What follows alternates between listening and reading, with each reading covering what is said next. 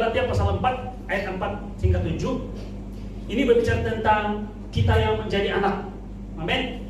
Kalau kita lihat Galatia 4:7, dia merupakan ringkasan daripada Roma pasal 8. Roma 8 panjang, tapi kita akan sentuh juga Roma 8. Dalam Galatia 4:4 adalah ayat yang diberikan kepada jemaat di Galatia yang mengalami satu krisis. Satu krisis iman. Saya katakan kepercayaan.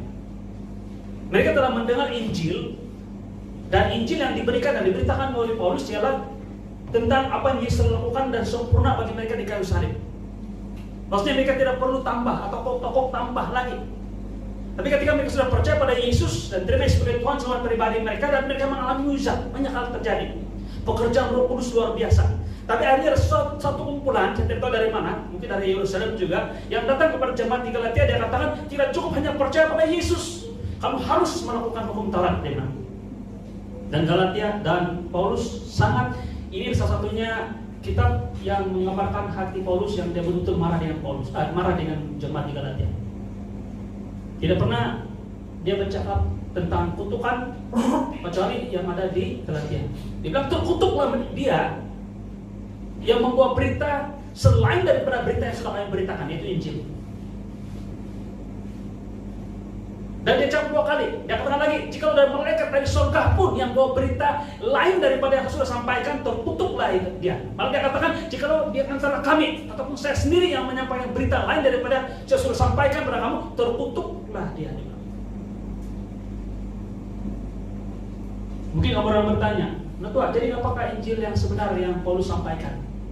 Ini menjadi satu orang bilang, saya anggap jemaat Serio Biminau ini sudah matang, yang sudah menjadi doktrin yang sudah menjadi itu yang berbahasan, yang berat di kalangan ahli teologi di seluruh dunia. Sehingga ada sekumpulan ahli teologi mengatakan bahwa Injil ada 2, satu Pauline Gospel, satu lagi Jesus Gospel, yaitu Injil Yesus bawa, dan lagi satu lagi yang Paulus bawa. Jadi mereka melihat bahwa Injil kasih karunia atau Injil Grace, Gospel of Grace, the Gospel of Grace itu adalah Injil yang dibawa oleh Paulus. Sebenarnya tidak ada beza, sama. Apa yang dibawa oleh Yesus adalah sama. Cuma bila kita belajar di apa yang dalam Injil, Yesus mempunyai audiens yang khusus, yaitu orang-orang Yahudi. Dan dia berbicara banyak berdasarkan hukum Taurat. Tetapi kalau kita lihat ketika Yesus menyentuh tentang hukum Taurat kepada orang-orang Israel, dia selalu membawa kepada mereka kepada satu tahap supaya mereka sadar mereka tidak mampu dan tidak sanggup melakukan hukum, menunaikan tuntutan hukum Taurat.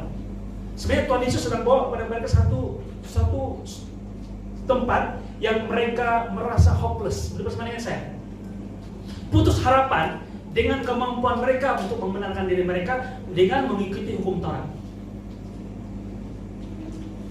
Tuhan Yesus datang untuk membebaskan, malah perkataan yang digunakan ialah oleh Paulus, dia akan membebaskan orang Israel daripada kutuk hukum Taurat. Hukum Taurat baik, tapi kalau kamu gagal buat, kamu akan dikutuk. Buat diberkati, tidak buat kutuk. Dan yang menjadi isu ialah bukan tidak dapat buat, tapi tidak dapat buat sepenuhnya. Atau bukan yang orang bilang gagal, tapi gagal baik satu saja. Karena hukum Taurat tidak akan dianggap sebagai dipenuhi, tuntutannya dipenuhi jikalau hanya dapat lakukan 9 out of 10. Tidak boleh. Mesti 10. Dan kalau kita lihat dalam Injil, Yesus banyak kali menyedarkan kepada bukan saja orang-orang Israel secara umum, malah ahli Taurat, dan satu pribadi dalam satu case yang istimewa, seorang pemuda yang kaya, bahwa sebenarnya walaupun dia anggap yang dia sudah lakukan hukum Taurat, tapi dia sebenarnya sudah gagal. Yang pertama pun dia sudah gagal. Jadi tujuan Tuhan Yesus expose kepada orang Israel, memberitakan Injil kepada orang Israel supaya mereka sadar bahwa hanya satu saja yang mereka perlukan. Akhirnya hanya satu saja yang mereka perlukan, yaitu juru selamat, yaitu Yesus. Jadi ini yang dikembangkan oleh Paulus Dia dapat revelation yang sepenuhnya. Malah revelation ini Melangkaui yang diterima oleh Petrus. Petrus sebenarnya mengalami peristiwa ini lebih awal lah. Dia mengalami Petrus dia mengalami perubahan ini dengan lebih keras sedikit karena sesuai dengan dia punya karakter dia yang seorang yang cakap dulu pikir kemudian. Yang pikir dia boleh buat dan sebenarnya dia tidak boleh buat. Kan? Satu kali saya sudah sampaikan ini di BOB 2, yaitu apa yang Tuhan berikan kepada Petrus itu sangat-sangat luar biasa. Dia berikan Petrus nampak di bawah satu macam kain kan, di dalam semua binatang-binatang yang haram menurut hukum Yahudi, termasuk babi, semualah. Tuhan bilang, Petrus sembelih dan makanlah, dia bilang 3 kali lagi itu. Petrus bilang tidak boleh, mana boleh kalian makan ini, haram, dia bilang tidak boleh makan ini. Bapak di sorga beritahu dia, Petrus, apa yang Tuhan katakan halal, kamu tidak boleh katakan haram. Jadi kalau orang pikiran kita terus makanan sejarah, oh ini makanan, jadi maksudnya boleh makanlah semua. Bukan, dia betul makan boleh, tapi bukan hanya itu, karena konteksnya ialah Petrus akan bertemu dengan seorang Yunani yang bukan orang Yahudi, yang akan bertobat dan terima Yesus. Kalau sudah terima Yesus pun, cuma bila datang mereka hanya menerima curahan Roh Kudus, psikodelius. Orang Yunani, orang Yahudi untuk bergaul dengan orang Samaria ini bukan orang asing sebenarnya daripada orang Yahudi. Mereka orang Yahudi tapi kawin campur, sudah mix blood, macam Twilight Zone belakang.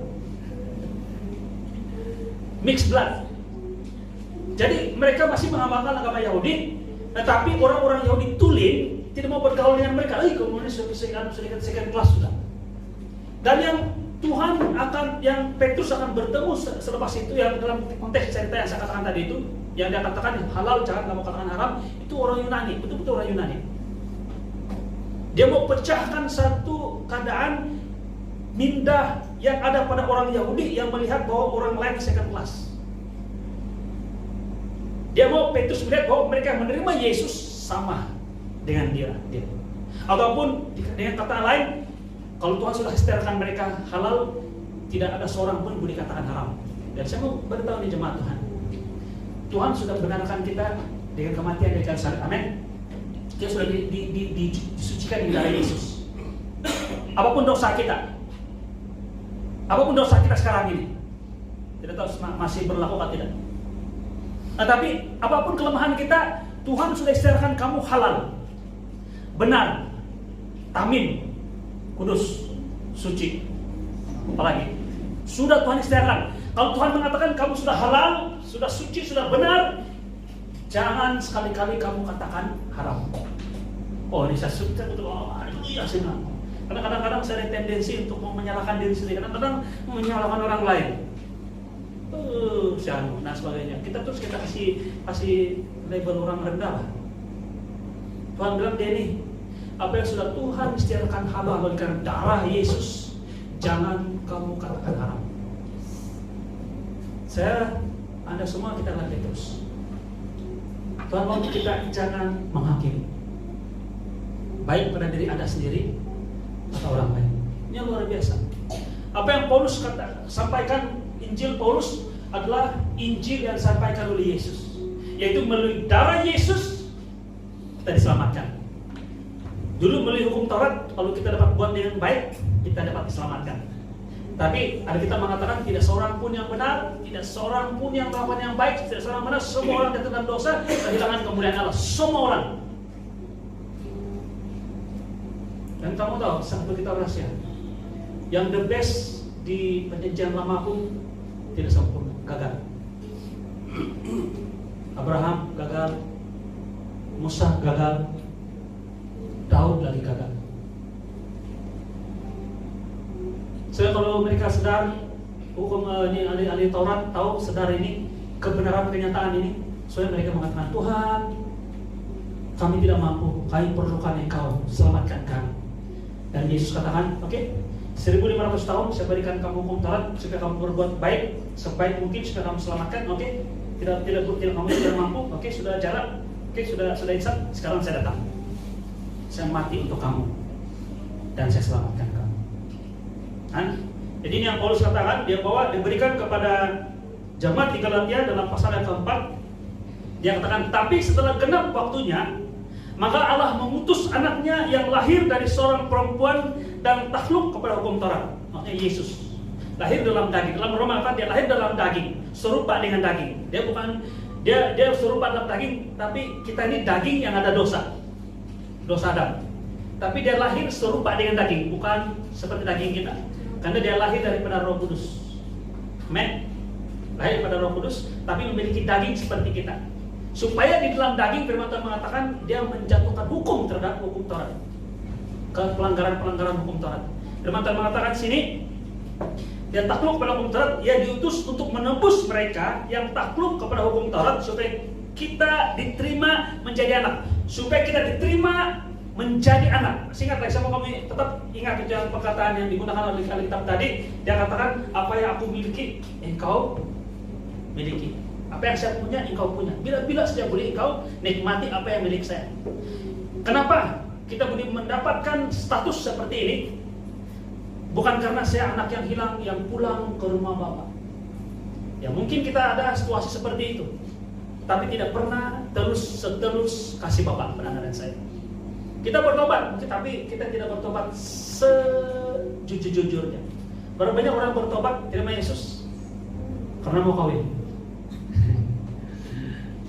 Tapi puji Tuhan lah, karena dia kawin akhirnya lama, dia ikut gereja, akhirnya baru dia bertobat di betul. Tapi sudah ngebaptis awal-awal karena mau kawin. Saya tidak cakap ini dengan kurang hormat, tidak. Kita semua ini mempunyai kadang-kadang niat kita tidak terus di depan Tuhan. Tapi yang membanyakan kita menyebabkan kita diterima sebagai anak ialah karena kasih Bapa terhadap Anda dan saya. Itu dibilang, datang ini ada tujuan ini mau pergi mau selamat saja ini. Tidak. Untuk itulah tujuan Yesus, mau menyelamatkan siapapun Anda. Malah dosa Anda yang tidak tulus itu, Tuhan Yesus mati. Firman Tuhan mengatakan dia mati untuk Anda dan saya ketika kita masih berdosa. Dia bilang, jujur dan ikhlas itu baru saya mati untuk dia ini. Tidak. Ketika kita masih berdosa, Tuhan Yesus mati untuk Anda dan saya. Firman Tuhan mengatakan, ia diutus untuk menebus mereka yang takluk kepada hukum Taurat supaya kita diterima menjadi anak. Dan karena kamu adalah anak kepada Bapa kita di surga, amin. Dan karena kamu adalah anak, maka Allah telah menyuruh roh anaknya ke dalam hati kita yang berseru, ya Aba, ya Bapa. Jadi kamu bukan lagi hamba, melainkan anak. Jikalau kamu anak, maka kamu juga adalah ahli waris. Seperti saya katakan tadi, apa yang Bapak punya adalah kita punya. Kita menjadi ahli waris segala janji Bapak.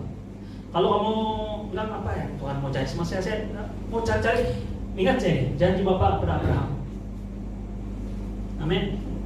Tuhan memberkati Anda menjadi sangat banyak, luar biasa. Dan oleh karena Anda, bangsa-bangsa lain diberkati.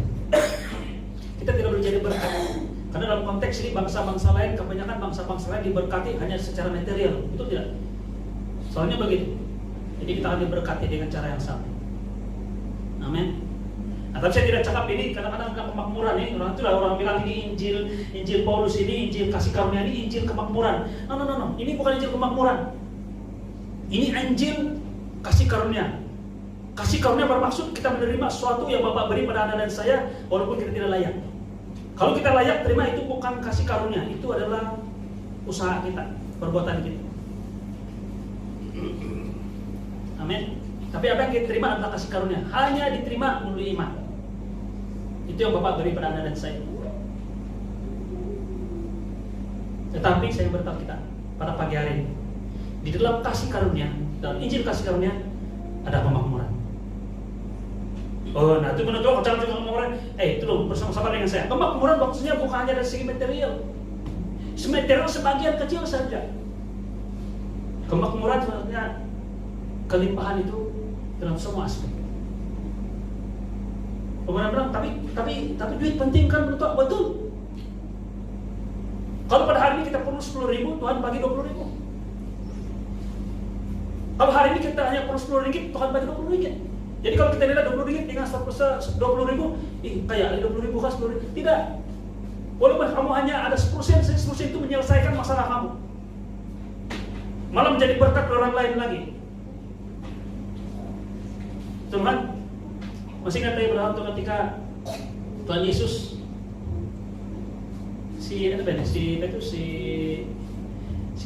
Petrus dia cakap cepat pada saat lalu. Jadi karena tanya Allah itu yang Tuhan jaga pintu di bait Allah. Kau punya bos, kau punya guru itu dicap Yesus kan. Dia bayar apa? Dia bayar cukai masuk di bait Allah. Yesus adalah anak Bapa. Kalau masuk rumah, kalau ada anak saya, Dalin masuk rumah, dia bayar cukai di pintu. Betapa mau bayar cukai kan, betul tidak? Tapi coba betul si Petrus dia bilang, iya dia bayar bah. Dia bilang, pikir orang jaga lah, dia mau cari itu. Dia kerja rumah, cari kira macam mana itu. Betul bah, dia bayar, dia bilang. Dan dia karena sudah cakap begitu, oke memancing. Nah, kalau Petrus kau memancing. Dia pancing, nanti kalau dapat ikan, di mulutnya ada duit. Gitu. Cukup untuk bayar. Satu dinar untuk masuk bayar cukai. Kamu nampak apa yang saya mau sampaikan, kemakmuran ini? Saya ini message kemakmuran, bukan pasal si Petrus ini.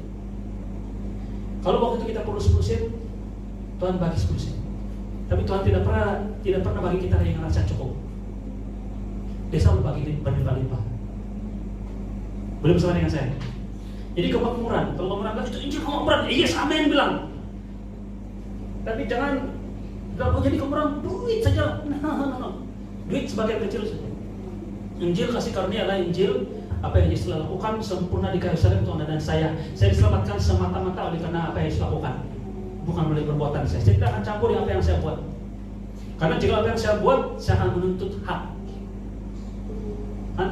Itu soalnya mengapa orang Kristen rasa macam tahun 2003 ini macam diberkati kan tidak ini ya? Karena mereka sedang merujuk pada jikalau saya rajin, kalau saya bagus, kalau saya betul, Tuhan mungkin berkati saya. Kita selalu melihat bahwa berkat itu berdasarkan apa yang kita buat. Kita tuntut berkat dari Tuhan itu sebagai gaji kita. Tapi Injil yang Tuhan beri pada Anda dan saya adalah kasih karunia. Yang hanya kita belum terima bukan kita layak terima, justru karena kita tidak layak. Yang paling layak terima kasih karunia adalah mereka yang tidak layak terima. Kita terima hanya dengan percaya. Yesus, saya berdiri. Saya diberkati. Saya percaya apa yang kau lakukan di kayu salib itu sempurna bagi saya. Amen. Ini kasih Bapa. Firman Tuhan mengatakan, jikalau kamu anak, maka kamu juga adalah ahli waris oleh Allah. Jadi siapa? Tahun 2003 semua aplikasi ini. 2003 adalah satu lagi tahun di mana kita dapat meraih segala janji Bapa. Amin. Sebagai anak Tuhan. Kamu kata, orang tanya, apa yang saya mau tuntut Tuhan? Saya cukup sudah semua ini. Saya berkata kamu, dunia sekarang ini bukan dunia seperti yang kita alami. Dia semakin rusak, betul kan? Setuju dengan saya. Mungkin itu hanya media saja, betul media saja. Media mempengaruhi, tapi media juga mempengaruhi jatuh naik uang ringgit, nilai mata uang. Betul kan? Belum tentu betul lagi. Karena satu kali ada satu penipuan yang dilakukan di Borneo. Kamu tahu ini ceritanya? Kita tahu kan? Ada satu serikat lubang emas di Amerika. Dia beritahu yang dia dapat satu konsesi serikat daripada dia dapat kontrak daripada kerajaan Indonesia untuk melombong di suatu tempat di Kalimantan emas. Dan jadi dia kesini bursa saham dia punya serikat, dia katakan untuk orang beli saham dia karena dia ada peluang untuk mendapat kekayaan beli kelompok ini. Jadi dia upah seorang jurutera ataupun geologis dari Filipina untuk kaji tempat itu ada emas atau tidak ada. Jadi dia pikirlah di Kalimantan, jauh di dalam, itu di Karayan kali tidak tahu di mana. Dia pergi ambil sampel tanah, kemudian dia cek tidak ada emas. Tapi kita tahu, memang serikat punya ide dan sebagainya. Karena dia di tengah hutan, jadi dia dapat ide. Atau apa yang dia buat? Dia ambil cincin emas dia punya yang cincin kawin itu, dia kikis. Dia kikis, kasih campur itu pasir yang dia punya sampel itu, dan diantar ke makam. Dan memang ada emas lah kan. Jadi terus mereka buat berita bahwa betul ada emas di yang itu rombong itu bakal berdasarkan proporsi kan, itu luas banyak kan. Jadi saham dia naik melambung tinggi betul. Tapi akhirnya kedapatan. Orang pergi melombong tidak ada emas langsung, ya, jatuh balik kita. Tapi berapa orang rugi? Beli saham syarikat tersebut. Orang bilang media saja, tapi ini berlaku. Oke, dunia semakin rusak. Oke, kadang-kadang tidak ada kepastian dalam banyak hal. Dari segi ekonomi, dari segi kesehatan dan sebagainya.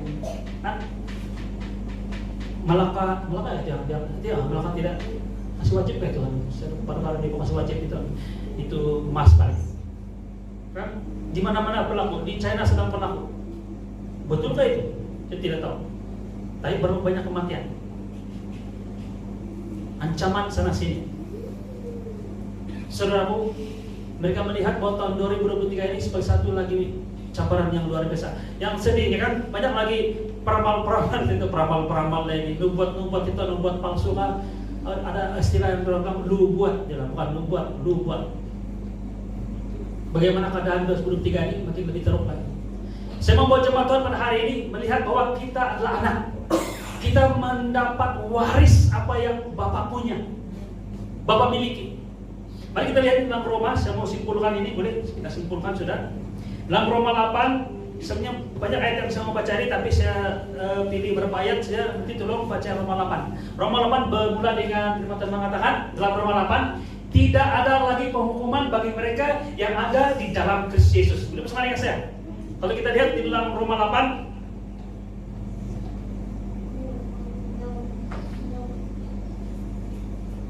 ayat 1, dia katakan begini, demikianlah sekarang tidak ada penghukuman bagi mereka yang ada di dalam Kristus Yesus. Coba kita lihat di dalam bahasa Inggris, King James Version. Boleh? Sedikit lagi ya, King James Version, boleh ya, bahasa Inggris. Karena bahasa Inggris ini kan dia punya tata bahasa nampak jelas Pak. Dia katakan begini, there is therefore now, dia bilang. Is sama now itu dia punya tense itu bila itu. Past tense, future tense, is dan now itu adalah sekarang. Jadi bila kamu baca besok pun dia tetap is now. Kau baca lagi tahun depan masih is now. Apa yang is now yang tetap ada sekarang ini. Nah sekarang ini very now sekarang ini. Sekarang itu betul nih. Kalau kita baca ini dalam konteks semasa sekarang, firman Tuhan mengatakan, semua kita baca firman Tuhan mengatakan, demikian sekarang tidak ada penghukuman bagi mereka yang ada dalam Kristus Yesus. Bahasa Inggris dikatakan begini, there is therefore now no condemnation to them which are in Christ Jesus. Dia bilang. Sekarang tidak ada penghukuman bagi mereka yang ada di dalam Kristus Yesus. Saya mau tanya, yang now, yang is sekarang ini, adakah kita sempurna? Adakah kita sempurna? Si Beron pikir-pikir lagi semangkol. Sangkol. Walaupun apapun kesalahan kita saat ini, walaupun apa pelanggaran kita buat hari ini, saya bukan promote pelanggaran, tapi kita tidak sempurna. Malah bila kita tahu bahwa tidak ada hukuman bagi kita, itu akan membuat kita ada motivasi dari dalam, bukan dari luar, dari dalam roh kita untuk tidak berbuat dosa. Kan orang bilang, apa? Saya jahat begini, Tuhan masih ampuni saya. Tuhan tidak menghukum saya. Dan itu menyebabkan dia pergi dan tidak berbuat dosa lagi. Masih kan tadi seorang perempuan berzina. Tuhan Yesus bilang, mana dia orang yang mau hukum kau? Tidak ada Tuhan. Tuhan semua soal lari. Terus Yesus bilang, saya pun tidak menghukum kamu. Perempuan berzina ini kedapatan the very act, dia bilang. Maksudnya sedang berzina lagi. Kalau yang baru suruh pakai pakaian makanya. Karena tangkap, Tuhan Yesus bilang, saya pun tidak menghukum kamu. Pergilah dan jangan berbuat dosa lagi. Dia boleh pergi dan tidak berbuat dosa lagi karena dia tahu Tuhan tidak menghukum dia. Kalau kita begini, Pak, jangan buat lagi. Kalau kau buat lagi, coba lah tunjuk kalau kau tidak buat, baru saya ampuni kau. Betul kan? Oh jangan buat lagi, baru saya ampuni kau. Tuhan Yesus tidak. Dia bilang, saya ampuni kamu. Baru dia bilang pergi dan jangan berbuat dosa lagi. Inilah kasih karunia. Dia mengampuni kita dahulu. Dan bila kita tahu bahwa there is therefore now, tidak ada lagi penghukuman bagi Anda dan saya, menyebabkan kita menghidupi kehidupan kita dengan tidak berbuat dosa. Amin. Itu dasar untuk Roma 8. Nah, baik kita lihat di dalam, kita mau tutup sini, yaitu di dalam Roma ayat 30 ayat 26. Mari kita lihat 26. Ini pengharapan bagi anak-anak kan? Ini Anda ahli waris. Kita semua di ahli waris. Firman Tuhan mengatakan begini. Saya baca satu-satu ayat ini, ayat 26 mulai ayat 8. Demikian juga Roh membantu kita dalam kelemahan kita. Bagaimana kita terima Roh? Firman Tuhan mengatakan, bila kita ditebus oleh Tuhan dan Dia memberikan Roh-Nya kepada kita, dan Roh itu dalam kita itu kita ada kuasa, ada kemampuan. Kita boleh menyebut Bapa di sorga, Tuhan itu yang dulu kita panggil Yahweh, kita panggil Jehovah, Allah dan sebagainya, macam-macam lah, Lord dan sebagainya, kita panggil Dia Bapa, ya Abah. Amin. Dan firman Tuhan mengatakan Roh Kudus ini yang memberikan kita kuasa untuk memanggil Bapa di sorga, ya Abah, ya Abah, ya Bapa. Amin. Demikian juga Roh membantu kita dalam kelemahan kita saat kita tidak tahu bagaimana sebenarnya harus berdoa. Tapi Roh sendiri berdoa untuk kita kepada Allah dengan keluhan-keluhan yang tidak terucapkan. Demikian Allah menyelidiki hati nurani, mengetahui maksud Roh, yaitu bahwa ia sesuai dengan kehendak Allah, berdoa untuk orang-orang kudus. Kita tahu sekarang bahwa ini ayat 28 yang saya sebut tadi di awal-awal. Saya bilang saya mendahului apa yang saya mau sampaikan. Kita tahu sekarang bahwa Allah turut bekerja dengan segala sesuatu dalam sesuatu untuk mendatangkan kebaikan bagi mereka yang mengasihi Dia, yaitu Dia yang terpanggil sesuai dengan rencana Allah. Amin. Kita mengasihi Tuhan, amin. Semua mengasihi Tuhan, amin. Kita mengasihi Tuhan bukan karena kita mengasihi Tuhan. Kita mengasihi Tuhan karena Tuhan lebih dahulu mengasihi kita. Masih ingat dalam 1 Yohanes 4:10. Oke, boleh double check saya. 1 Yohanes 4:10 firman Tuhan mengatakan, inilah kasih itu, bukan kita yang mengasihi Tuhan. This is love, not that we love God. Bukan kita mengasihi Tuhan, tapi Bapa di surga, Tuhan yang mengasihi kita dan memberikan anaknya yang tunggal sebagai penebusan bagi dosa-dosa kita. Betul kan? 1 Yohanes 4:10. Jadi kita mengasihi Dia, amin, karena Tuhan mengasihi kita lebih dahulu. Dan firman Tuhan mengatakan Tuhan bekerja dalam segala sesuatu untuk mendatangkan kebaikan. Kalau kita mau melangkah dengan iman tahun 2003, lihat ini, tidak sesuatu pun yang kebetulan dalam hidup Anda dan saya. Kalau kita percaya bahwa Tuhan beserta dengan kita, tidak pernah membiarkan kita, tidak pernah meninggalkan kita, maka kita tahu bahwa apapun yang terjadi hidup kita bukan di luar rencana Tuhan.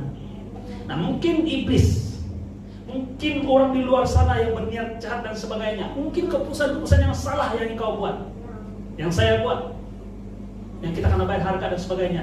Tetapi selalu Tuhan boleh mengubah kutuk menjadi berkat. Karena malah Tuhan akan memberikan memimpin kita. Sebab Tuhan bilang Roh Kudus dalam diri kita itu membantu kita berdoa dengan keluhan-keluhan yang tidak dapat terungkapkan, dan orang menerjemahkan itu sebagai bahasa roh. Amin, boleh terima. Tapi saya percaya lebih dari itu adalah keluhan-keluhan, sama seperti keluhan biasa yang kita bilang, pengkoreti. Tuhan tahu bahwa ada sesuatu yang kamu sedang doakan, yang hanya Roh Kudus yang tahu persis tepat yang kau perlukan. Dan Dia berdoa bersama dengan roh kamu.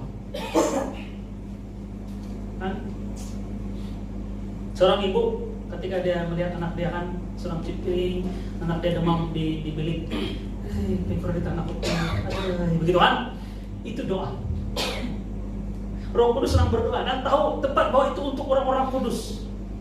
Dan Tuhan tahu apa yang tepat yang kita perlukan. Apalagi kalau kita berdoa untuk Tuhan, bilang Tuhan tolong saya. Amin. Tuhan bersama dengan Anda dan saya. Dan segala sesuatu Tuhan campur tangan untuk mendatangkan kebaikan. Sebab apa saya sangat yakin, sangat bangga dengan iman. Salah satu obligasi, saya katakan obligasi macam tanggung jawab ini kan, sebagai salah seorang pentampil di sekolah, sebagai penungkanan satu anak, penungkanan akademik, pentampilan dan akademik. Ialah untuk memastikan dalam nimeran, memastikan akademik meningkat di SMK Kadinau. Naik GPS dia. Semua pelajar dapat banyak kan? Jadi kalau itu menjadi obligasi saya rasa kalau tiba-tiba dorang tidak dapat dapat yang sebaliknya merundum terusan, alamat Tuhan tidak berserta dengan saya. No? Saya punya keyakinan iman bahwa Tuhan berserta dengan saya, apapun outcome, dan saya tahu yang terbaik. Bukan di mata saya, tapi di mata Tuhan.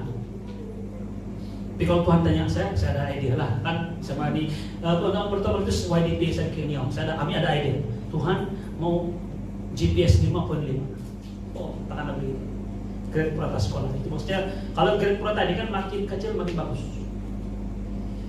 Paling tinggi 1, paling tinggi 9 lah. Kalau 9 terus betul-betul.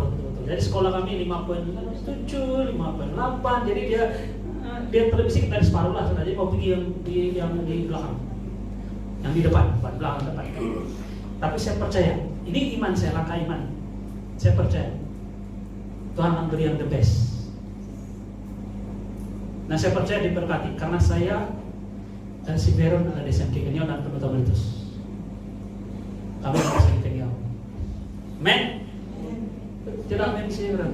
Amin. Haleluya. Puji Tuhan. Oke, mari kita baca sejarah ini karena ini penutup ya. Oke. Sebab semua orang yang dipilihnya dari semula mereka juga ditentukannya dari semula untuk menjadi serupa dengan gambaran anaknya, supaya ia anaknya itu menjadi sulung di antara banyak saudara. Oke, saya suka perkataan dia katakan mereka yang ditentukannya dari semula untuk menjadi serupa dengan gambaran anaknya. Jadi kita memiliki gambaran Tuhan. Hukum Taurat adalah seperti cermin. Bila kita lihat kan, kita lihat segala kelemahan kita. Dia mencerminkan segala kelemahan kita. Tapi bila kita menjadi anak, cermin kita bukan hukum Taurat. Cermin di muka kita adalah anaknya, Yesus. Dan kita melihat, kita yakin, kita percaya bahwa inilah saya. Bukan ini saya, tapi inilah saya. Yaitu gambaran anaknya. Mari kita lihat, ya ini begitu saya baca ini. Saya ini tidak sedang menambah. 4:17. 1 Yohanes 4:17. Coba lihat ini. Betul nggak itu? Betul lah? Betul yang 4:17 kan? Betul. Ya betul lah. Rujukan betul lah. Oke, teruskan. Dalam hal inilah kasih Allah sempurna di dalam kita, yaitu kalau kita mempunyai keberanian percaya pada hari penghakiman, karena sama seperti Dia kita juga ada di dalam dunia ini. Baca dalam bahasa Inggris.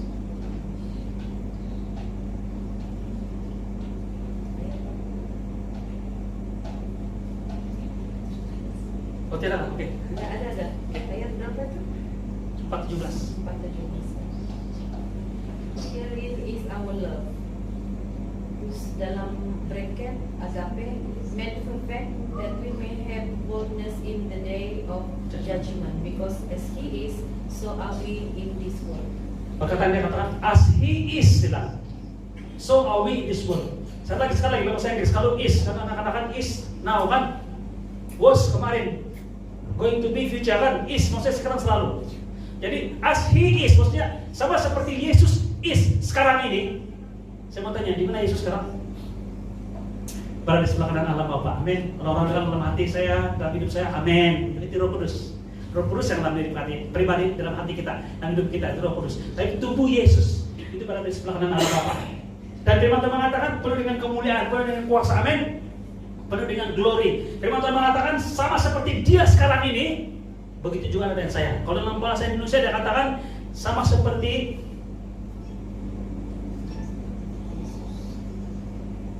baca ya, bahasa Indonesia. Melayu.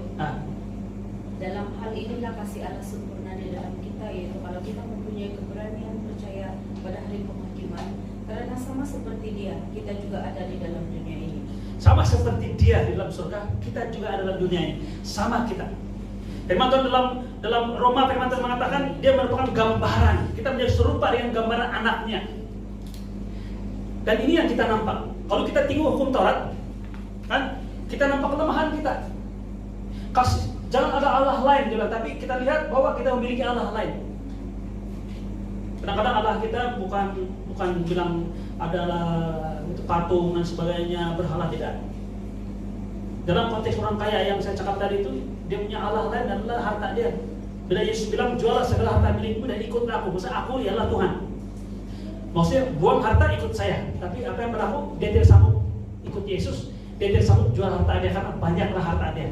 Jadi kalau dia belakangkan Yesus, dia depankan dia punya harta, maksudnya Tuhan dia yang pertama adalah harta dia. Kalau kita lihat kelemahan kita, tapi Tuhan bilang, dia ini kalau dapat dicermin bukan muka kau, hidupku bukan aku lagi, tapi Yesus yang di dalamku. Firman Tuhan mengatakan, jika kita ada keberanian percaya untuk percaya bahwa Yesus itu adalah Anda, atau lebih tepat, Anda adalah seperti Yesus. Percaya, demikianlah kasih Tuhan menjadi sempurna hidup kita. Kita sanggup percaya, maka manifestasi yang luar biasa akan ada dengan saya. Saya tidak terbayangkan betapa luar biasa hidup kita. Sedangkan waktu Yesus masih hidup, yang as he was, kan, waktu dia masih berjalan di jalan-jalan di Yerusalem dulu, dia punya aktivitas pekerjaan Tuhan luar biasa. Dia membangkitkan orang mati, orang buta melihat, berjalan di atas air. Itu sudah cukup bagus. Tapi dia mengatakan as he is sekarang ini. Haleluya. Sebab semua orang yang dipilihnya dari semula, mereka juga ditentukannya dari semula untuk menjadi serupa dengan gambaran anaknya, supaya ia, anaknya itu menjadi yang sulung di antara banyak saudara. Dan dia katakan, mereka yang ditentukannya dari semula, mereka itu juga dipanggilnya. Dan mereka yang dipanggilnya, mereka itu juga dibenarkannya, amin. Mereka itu juga dimuliakannya. Kita ada kemuliaan Tuhan, amin. Mari kita lompat ayat yang ke-31 terus, Roma 8, 31 sampai 39. Sebab apakah yang akan kita katakan tentang semuanya itu? Dia punya kunci ialah kita menjadi ahli waris, kita menjadi anak. Roh Kudus menjadi jaminan bagi kita untuk menjadi anak. Yang kita boleh manggil ya Bapa, ya Aba, ya Bapa. Dan jikalau kita ada anak, firman Tuhan dalam Galatia, kita menjadi ahli waris. Dan ayat yang ke-1 Roma mengatakan, sebab itu apakah yang akan kita katakan tentang semuanya itu? Jika Allah di pihak kita, siapa yang akan melawan kita? Ayat 32. Nah, ini semua kita hafalin. Semua kita hafalin. Roma 8:32. Dia katakan begini. Ia, Bapa di sorga, yang tidak menyayangkan anaknya Yesus sendiri, tetapi menyerahkannya bagi kita semua, bagaimanakah mungkin Ia tidak mengaruniakan segala sesuatu kepada kita bersama-sama dengan Dia? Mari kita lihat tahun 2023 ini. Apa yang kita perlukan? Oh, menurut aku tidak tahu masalah saya perlu banyak jumlah uang ini, atau saya perlu mujizat luar biasa ini, saya perlukan ini, saya perlukan itu, ini kesembuhan dan sebagainya. Bapa di surga mengatakan begini. Paulus katakan, jika ia, maksud Bapa di surga, tidak menyayangkan, yang katakan sini, tidak menyayangkan anaknya sendiri, tapi menyerahkannya bagi kita semua, bagaimanakah mungkin Dia tidak mengurniakan segala sesuatu kepada kita bersama-sama dengan Dia? Jadi sebenarnya bukan terpisah. Paulus memberitahu kita, kalau kita memiliki Yesus, kita memiliki semua package. Tapi yang terbaik udah sudah bagi dengan kita. Maksudnya begini, yang terbaik dari surga itu Yesus sendiri, Dia sudah berikan pada Anda dan saya, mati di kayu salib. Yang the best from heaven, Tuhan sudah beri pada Anda dan saya, yaitu pribadi Yesus. Bagaimana mungkin Dia tidak beri bagi yang lain? Kesembuhan, kecukupan, malah kelimpahan, damai sejahtera, kebijaksanaan, lulus pemeriksaan, malah bukan lulus, cemerlang, kesembuhan. Bagaimana mungkin tidak? Kadang-kadang kita bilang, Tuhan kenapa tidak Tuhan sembuhkan saya? Tuhan bilang, kenapa saya tidak mau sembuhkan kau? Saya sudah bagi Yesus mati untuk kau. Bagaimana mungkin saya tidak? Ya, kalau Yesus mati saya untuk menyelamatkan roh kita, bagaimana mungkin Dia tidak mau selamatkan tubuh kita?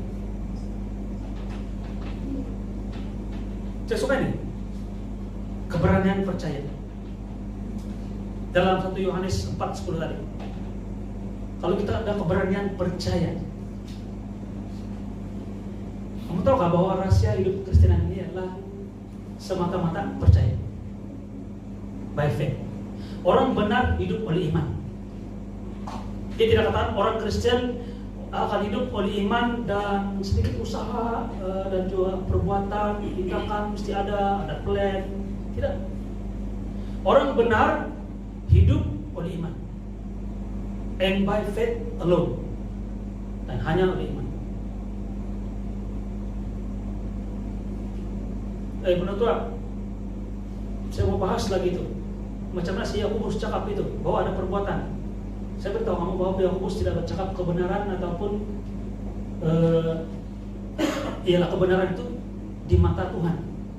Di mata Tuhan kita orang-orang benar. Dia menghakimi orang-orang Yahudi pada waktu itu ialah karena mereka tidak benar di hadapan sesama mereka. Dan Yakobus mengajar tentang perbuatan bukan supaya mereka selamat. Yakobus mengatakan bahwa saya tunjukkan saya punya iman dengan perbuatan saya. Maksudnya dia sudah selamat. Yang dia argue ialah kalau kau sudah selamat, kau sudah terima Yesus, memang itulah identitas kamu. Sebabnya kamu memiliki tindakan yang seumpama ini. Yakobus bukan bercakap bahwa kamu diselamatkan dengan perbuatan, tidak.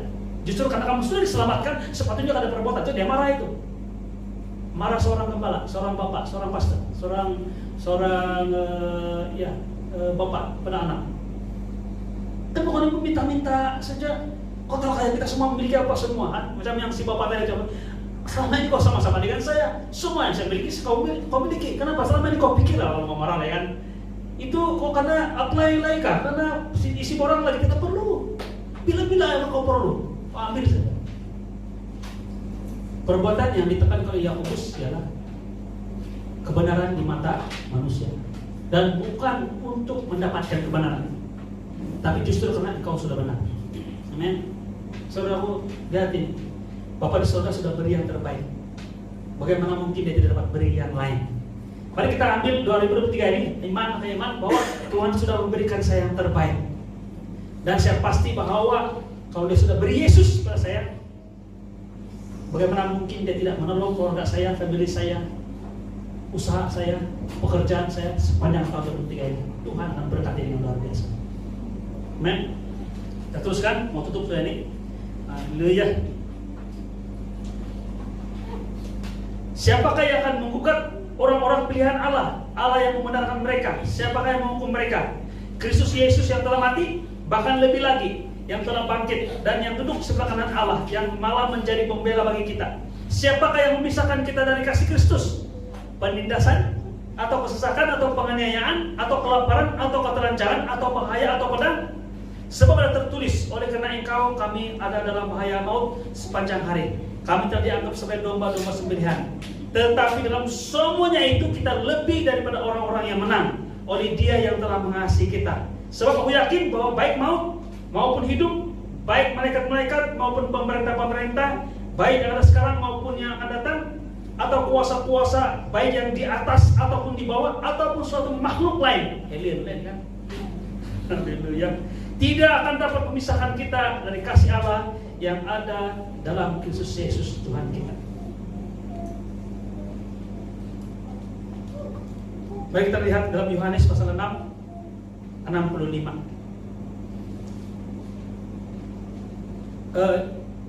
Yohanes pasal 6 ayat 65 69. Haleluya.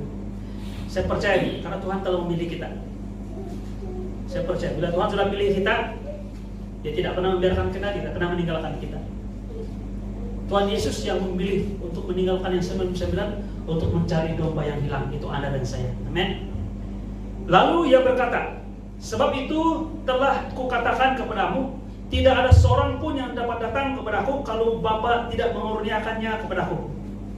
Mulai dari waktu itu banyak murid-muridnya mengundurkan diri dan tidak lagi mengikuti Dia. Maka kata Yesus kepada 12 muridnya, apakah kamu tidak mau pergi juga? Jawab Simon Petrus kepadanya, Tuhan, kepada siapakah kami akan pergi? Perkataanmu adalah perkataan hidup yang kekal, dan kami telah percaya dan tahu bahwa Engkau adalah yang Maha Kudus, yang kudus dari Allah. Ketika Yesus berada di bumi ini, Dia mempunyai berapa rasul? Berapa murid? 12. Sebenarnya tidak. Dia lebih dari 70 murid. Banyak muridnya. Pada waktu ketika Yesus, dia ada 70 murid. Masih ingat bersama dengan saya, 70 murid. Pada waktu kali Yesus sudah pergi menginjil berdua-dua, kan? Menginjil. Tapi dia katakan begini, maksudnya Yesus sudah banyak murid. Dia katakan begini, sebab itu aku telah katakan kepadamu, tidak ada seorang pun dapat datang kepadaku kalau Bapa tidak mengurniakan kepadanya. Dan bila mendengar itu, 70 murid mendengar itu, respon mereka mengatakan begini, mulai dari waktu itu banyak murid-muridnya mengundurkan diri dan tidak lagi mengikuti Dia. Kenapa?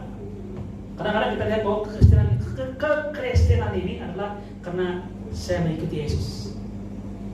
Saya bukan kritik lah, tapi saya mau kita lihat dengan tepat bahwa ada lagu-lagu yang tidak menggambarkan sepatutnya apa yang kita pelajari dari kita. Saya mau iring Yesus, itu betul-betul nobel, betul-betul bisa menggambarkan. Saya pernah saya menangis waktu itu ketika saya nyanyi lagu ini.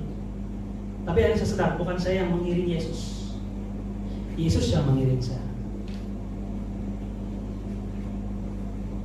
Satu lagu lagi. Yesus mencintaiku. Aku mau cinta Yesus selamanya. Aku mau cinta Yesus selamanya. Walaupun badai silih berganti dalam hidupku, aku mau cinta Yesus selamanya. Ya, lagu yang tepat ialah Yesus mencintaiku selamanya. Walaupun badai silih berganti dalam hidup kita, Yesus tetap cinta kita. Kenapa? Karena Bapa yang memilih Anda dan saya.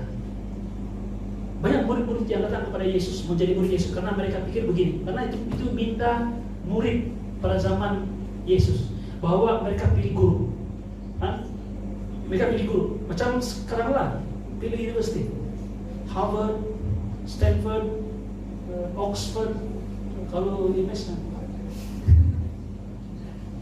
Bila mereka bawa mereka di Oxford dan sebagainya, ataupun mereka yang saya tidak, ini hanya secara general, secara umum saja. Mereka pikir mereka yang karena saya pada pilih. Saya pilih karena saya ada duit, saya pilih untuk cari guru yang baik.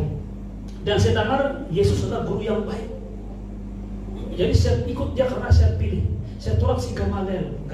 Ada satu guru waktu itu namanya guru. Si Paulus punya guru si Gamaliel. Itu guru rabi yang paling terbaik di Israel waktu zaman Yesus. Tapi ada murid-murid yang mengatakan, oh kita pilih yang ini, Yesus dia guru yang baik, dia macam dia punya ajaran bagus loh. Jadi mereka mengikuti Yesus karena mereka pikir saya pilih, saya bayar iuran, saya berkorban untuk ikut Yesus. Tidak. Yesus bilang tidak ada seorang pun di tengah kamu ini yang ikut saya karena kamu pilih, tapi Bapak saya pilih kamu. Banyak orang mengatakan, oh oke, alright, kalau begitu dia tinggalkan Yesus. Saudaraku, kita dipilih. Malah sejak kita berpikir, malah firman Tuhan mengatakan sejak dunia belum diciptakan, Tuhan telah memilih Anda dan saya. Tuhan pilih untuk mati dan memilih untuk menyelamatkan Anda dan saya, dan memberikan karunia kepada Anda untuk menjadi anak. Yang menjadi kesedihan bagi banyak orang Kristen ialah tidak sadar tentang kebenaran ini, bahwa kita adalah anak. Kita memiliki segala waris yang Tuhan janjikan kepada Anda dan saya. Amin. Mari kita melalui tahun 2003 ini dengan penuh keyakinan ini bahwa Bapa yang mengasihi saya sebagai anak. Apa yang Bapa miliki, kita miliki. Mari kita berjalan dengan minda ini. Kita melalui tahun 2003 ini dengan minda ini bahwa kita tidak kekurangan apa-apa. Malah kalau kita tidak pandai berdoa pun keluhan-keluhan kita Tuhan dengar. Tuhan berikan kepada kita tepat apa yang kita perlukan. Apalagi kalau saya katakan kalau kita ada masa berdoa, kita berdoa secara khusus. Saya suka kalau suami istri duduk bersama-sama berdoa. Luar biasa. Apalagi kalau satu family berdoa. Jemaat Tuhan berdoa. Jadi sebagai gembala tahun ini kita hidupkan semula, kita punya kelompok. Ini kelompok selan dia jam waktu PKP kan. Jadi tapi sebiasa sudah dia tidak ada. Kita akan hidup balik. Amin. Karena kita adalah anak. Kita berdoa bukan supaya kita dapat. Kita berdoa karena kita telah mendapat. Malah doa kita adalah pengucapan syukur. Amin. Mengucap syukur dalam segala sesuatu. Haleluya. Mari kita berdoa.